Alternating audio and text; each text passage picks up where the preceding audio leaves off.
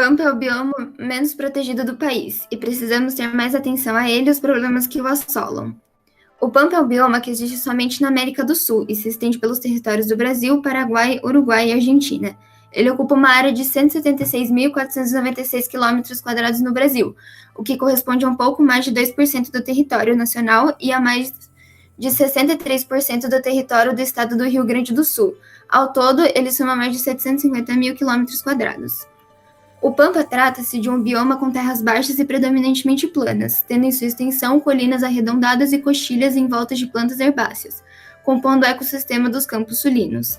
Nela, predominam-se os campos, capões de mata, matas ciliares e banhados, contando com 3.000 espécies de plantas, 102 espécies de mamíferos, 476 de aves e 50 espécies de peixes, de acordo com o ICMBio.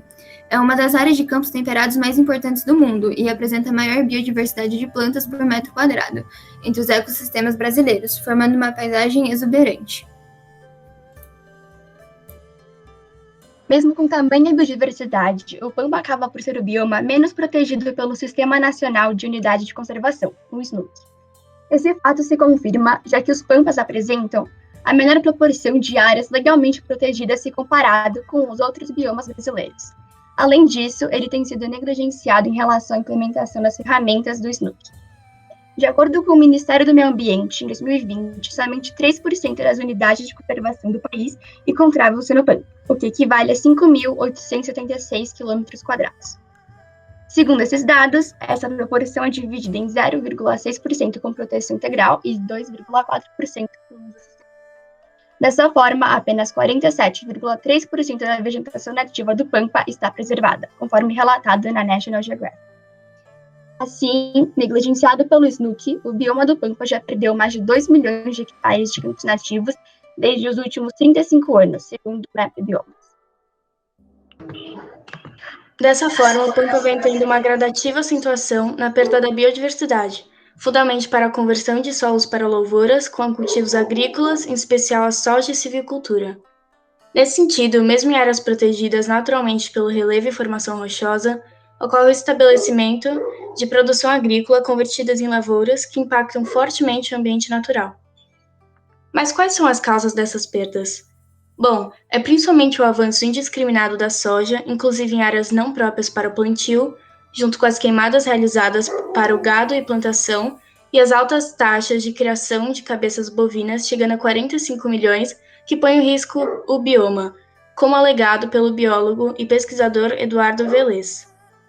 Mas é importante destacar o fator principal para o agravamento do Pampa é o aumento da plantação de soja. Assim, mesmo tendo recordes de queimadas que bateram o número de 1.562 em 9 meses no ano de 2019, não é esse fator que vem afetando fortemente o bioma, mas sim a progressão das commodities, logo a agricultura de exportação.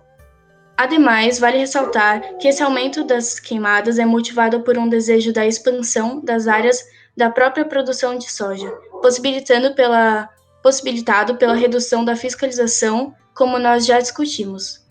Como consequência disso, a área de plantio de soja cresceu 188,5% entre os anos de 2000 e 2015 no bioma.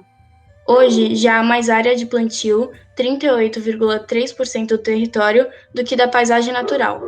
Isso resulta em espécies do Pampa ameaçadas de extinção, com 146 de flora e 86 de fauna, como mencionado pelo site de notícias Brasil de Fato. Portanto, pode-se concluir que o desmatamento nesse bioma é, essencialmente, a supressão do campo nativo, sobretudo pela soja. Assim, a vegetação nativa ocupa apenas 33,6% do bioma, número bem menor do que em 1985 e 2012, quando os campos nativos cobriam respectivamente 44,4% e 37,5% do território. Isso evidencia que essa perda da flora nativa só vem aumentando. Atualmente, a área total com soja presente no Pampa equivale a 43,85%, o que representa 59% de toda a plantação realizada no bioma, segundo o IBGE 2019. A área de plantio de soja cresceu de 6.000 hectares para 35.000 hectares entre 2009 e 2018. Além disso, é estimado que pelo menos 6.000 hectares da zona rural estejam tomados pela areia no estado.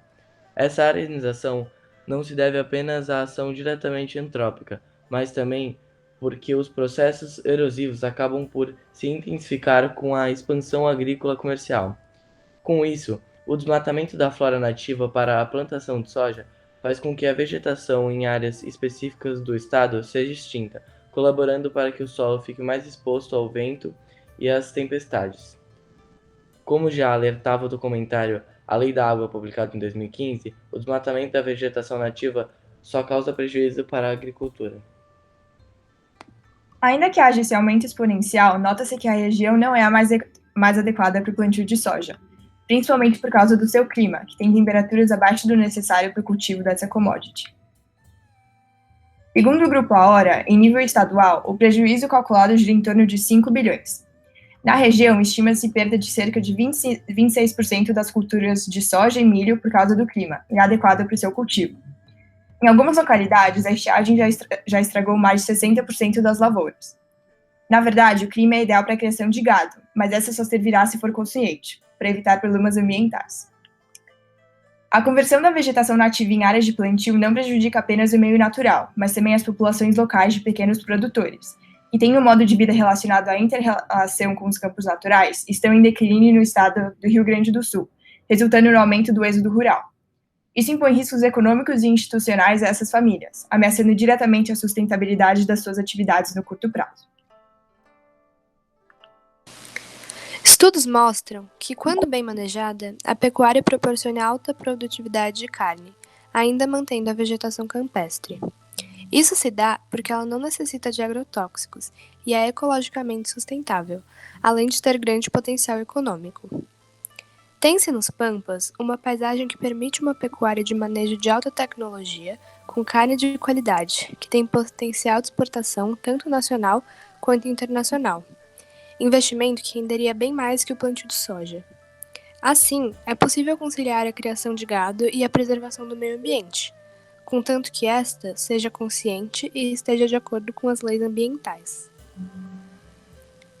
Entretanto, se isso não for feito e forem mantidas as tendências recentes, a área atual de 33,6% do Pampa, coberta com vegetação nativa campestre, será progressivamente exaurida nos próximos anos, segundo o site Brasil de Fato.